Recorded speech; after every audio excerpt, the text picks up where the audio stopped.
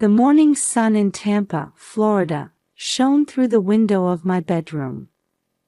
I'm Martha Coleman, 62 years old. As usual, I woke up before my 5:30 alarm clock went off.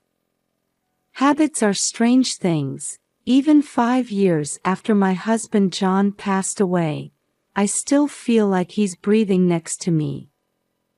I got out of bed and stood by the window. Outside, palm trees swayed in the breeze. Looking at this view, I take a deep breath to prepare for the start of the day. Well, let's do our best today, I tell myself as I head to the closet. I choose a white blouse and navy skirt, and neatly put up my hair. Looking at myself in the mirror, I suddenly remember my daughter Sarah. Sarah is 35 now. When I was her age, I had already started to get Coleman Realty on track. Those were desperate times.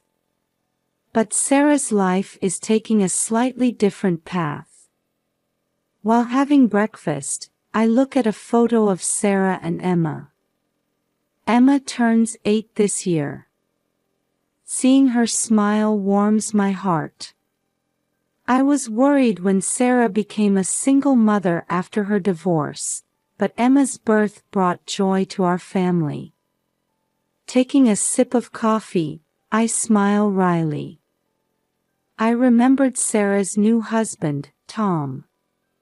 When I first met him, I was honestly concerned about the age difference. But seeing how Emma took to him made me feel a little more at ease.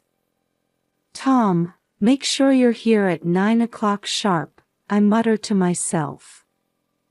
I hired him as an assistant at our company because I wanted to stabilize Sarah's life. By giving him a job when he was unemployed, I wanted to support the new family start. In the car on the way to the office, I was thinking about Emma's education fund account. I had just opened it at the bank the other day. I wonder if it was the right decision to let Sarah manage it. A bit of worry crosses my mind. But trusting your daughter is a parent's duty. She must be growing as a parent too. Looking at the Tampa cityscape, I renewed my determination. In this city, our family will carve out a new chapter. Through Coleman Realty, I'll help many people find their dream homes while also protecting my own family's happiness. That's my mission now. I arrived at the office and parked my car. Taking a deep breath, I tell myself to give it my all today. For my family, and for the people of this city. The midsummer sun was shining through the office window in Tampa. I'm at my desk, checking a pile of documents. Coleman Realty continues to grow steadily, but with that comes an increase in workload. Suddenly, I noticed there were no messages from Sarah when I looked at my cell phone. She used to call 2 or 3 times a week, but recently that's decreased significantly.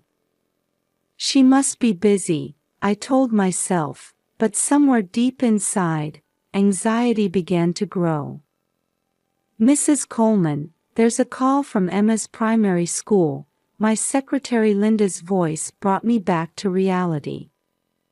Yes, I'll take it. As I picked up the receiver, I heard the voice of Emma's teacher, Mrs. Thompson. Mrs. Coleman, Emma has been absent for about a week, but we haven't received any communication from her family. Is there something going on? I was speechless for a moment. I hadn't heard anything from Sarah. I'm sorry. I'll check and call you back. After hanging up, I immediately tried calling Sarah, but couldn't get through. Anxiety spread in my chest. I decided to leave work early and head to Sarah's house. While driving, I was considering various possibilities. An accident, illness, or just negligence.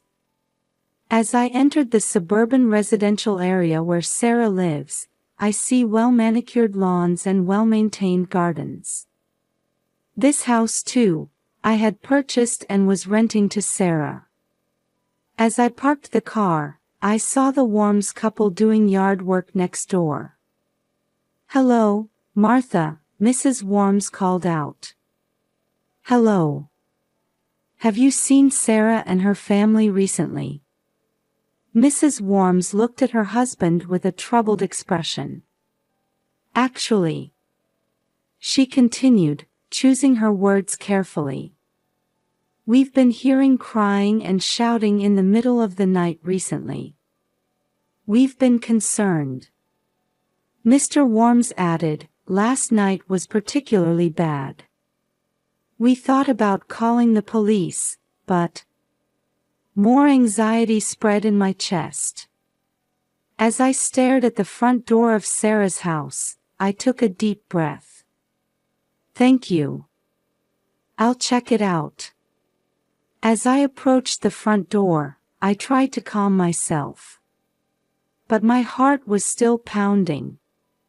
What was going on? Was Emma safe? Fear of what I might see and the sense of duty to know were conflicting within me. I took out my key and put my hand on the doorknob. At this moment, I didn't yet realize how much my life was about to change. As I turned the key and opened the door, a strong stench hit my nose. My eyes widened, and I hesitated to step into the entryway, but thinking of Emma, I knew I couldn't hesitate. "Sarah? Emma?" There was no response to my call. As I advanced down the dimly lit hallway, I noticed something rolling at my feet. Bending down to look, I saw it was an old pizza box. As I moved further, I saw empty cans and half-eaten food wrappers scattered about. What in the world? Entering the living room, it looked like a typhoon had passed through. The sofa cushions were torn, the TV screen was cracked. Clothes, magazines, and toys were carelessly thrown on the floor. A family photo frame that had been hanging on the wall had fallen and broken on the floor. The smiling faces in that photo were so far removed from the current situation that I was at a loss for words. I could feel my heart rate increasing and my breathing becoming ragged. Where was Emma in this situation? Desperately trying to regain my composure, I headed towards the kitchen. When I opened the kitchen door, I froze at the sight before me. A skinny girl was ravenously eating leftover food scattered on the floor. Her hair was tangled, her clothes were dirty, she looked like a completely different person. But seeing her profile, I knew immediately it was Emma. "Emma." At my voice, Emma slowly raised her face. Tears were welling up in her large eyes. "Grandma." Her voice was thin and trembling. I rushed over to hug her, but seeing her shrink away, I stopped my movement. "Emma, it's okay. It's Grandma." As I spoke gently, Emma slowly stood up. That's when I noticed a large bruise on her arm. "Grandma, it hurts." Emma's voice made my heart feel like it was going to break. Looking closely at her body, I saw bruises not just on her arms, but on her neck and legs as well. Her clothes were torn, and it was clear she hadn't changed in a long time. "Emma, who did this to you?" Before I could finish my question, I knew the answer. But I didn't want to believe it.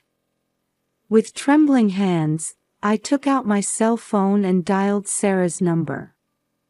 After several rings, the phone finally connected. "Hello?"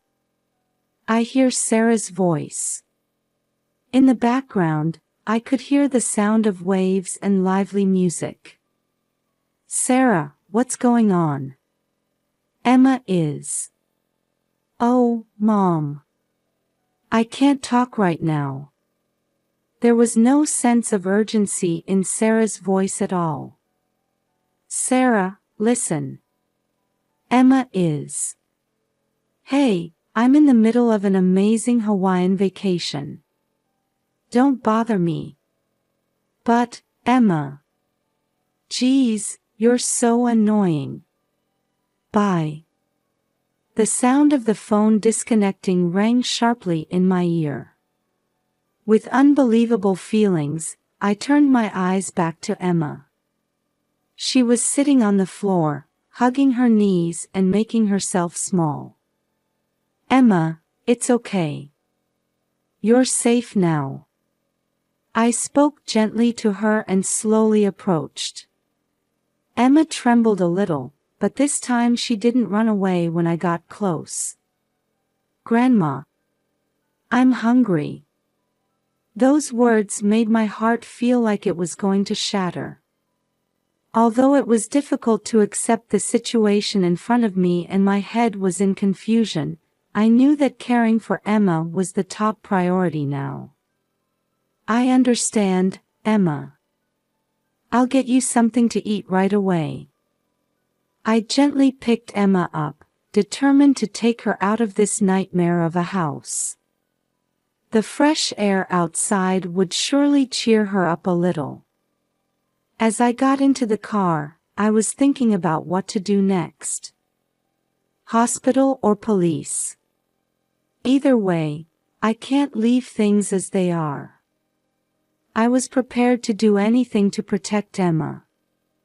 As I drove through the streets of Tampa, I watched Emma through the rearview mirror.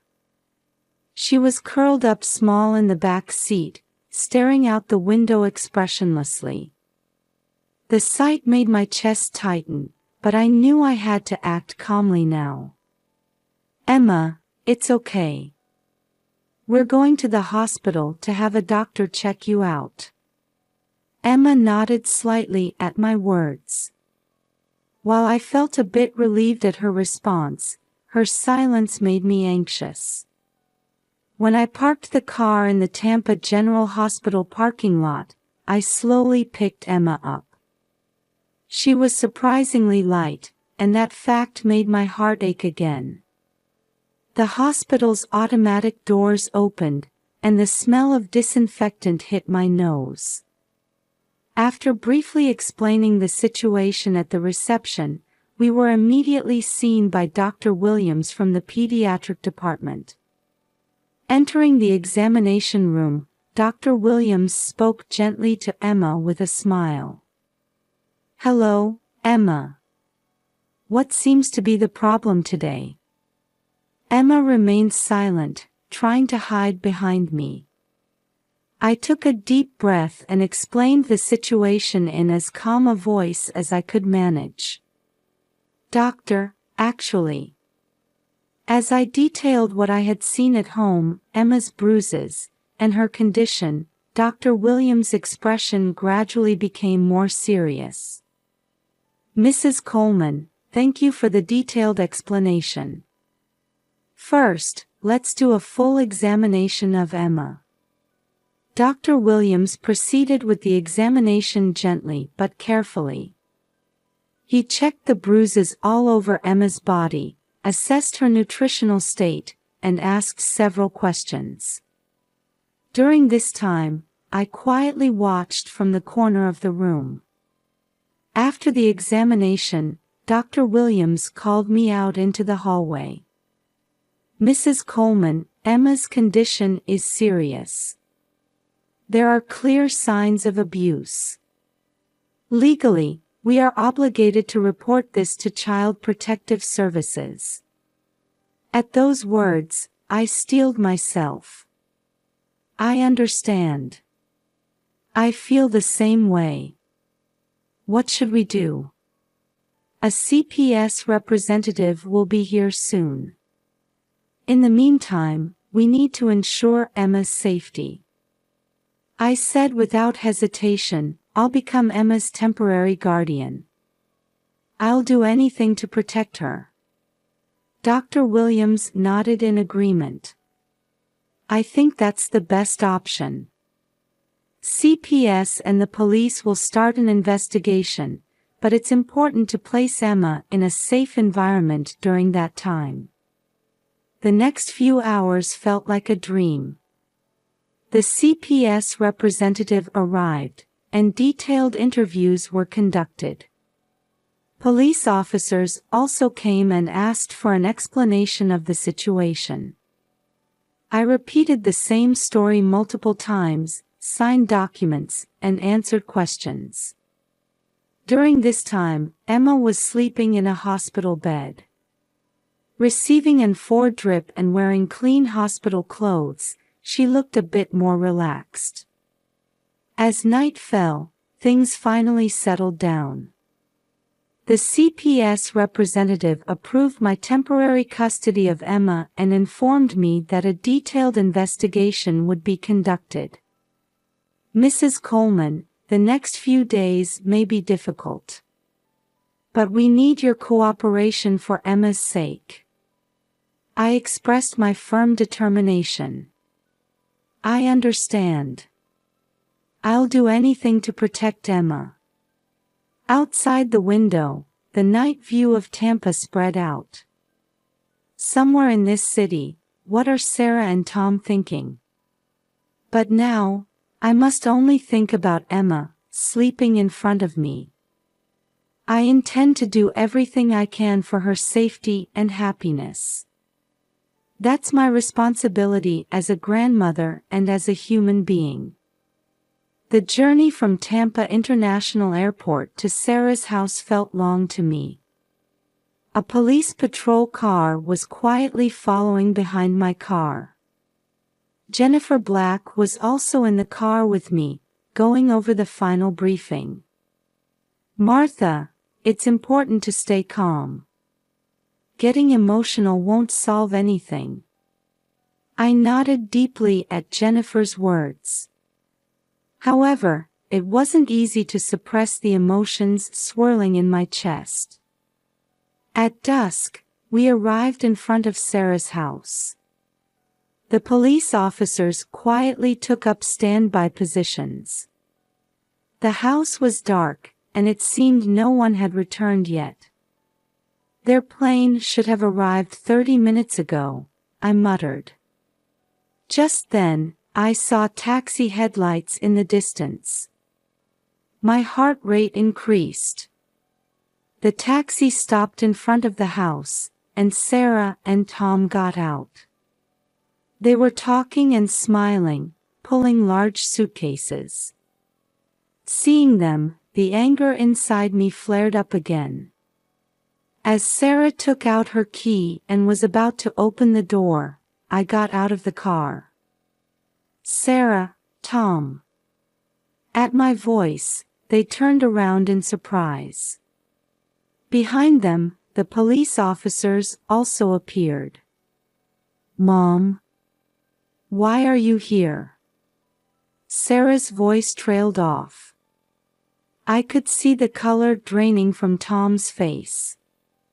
"What's going on?" Tom's voice was shaking.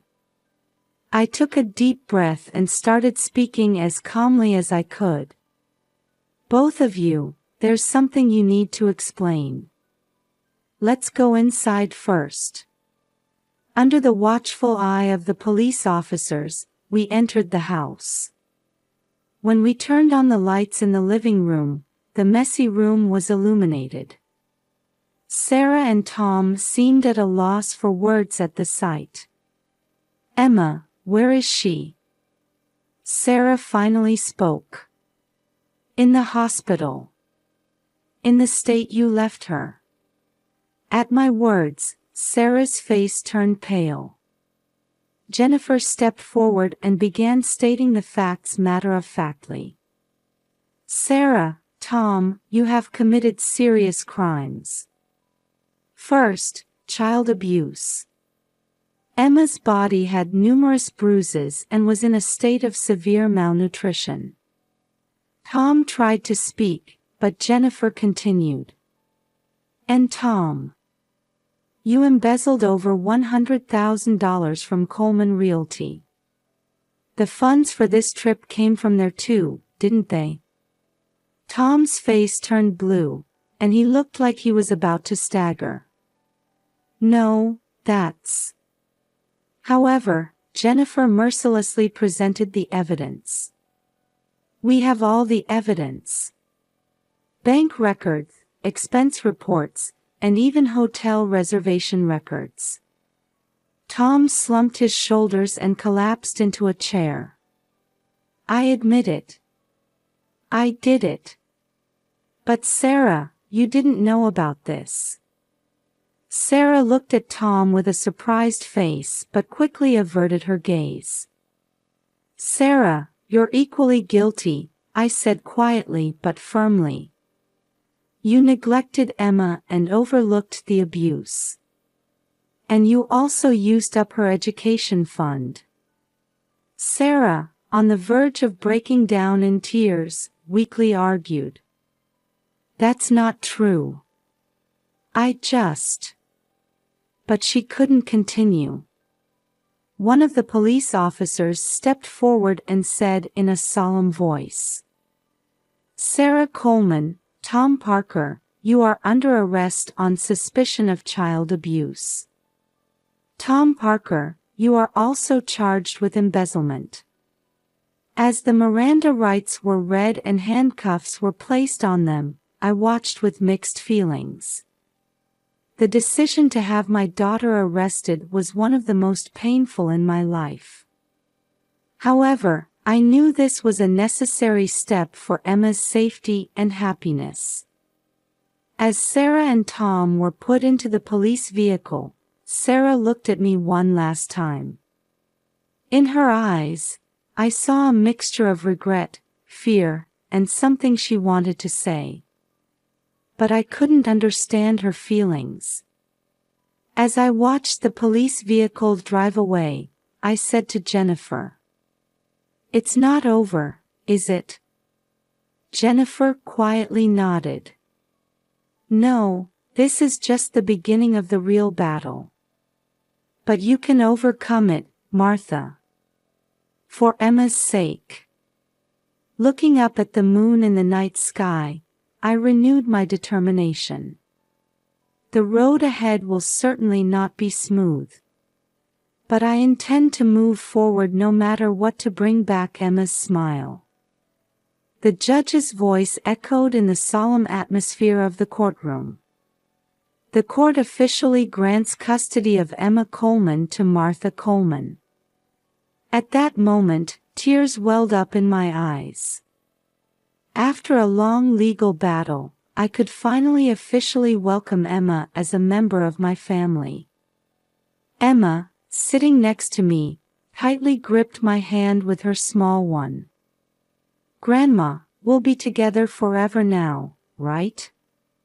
Looking into Emma's clear eyes, I quietly nodded.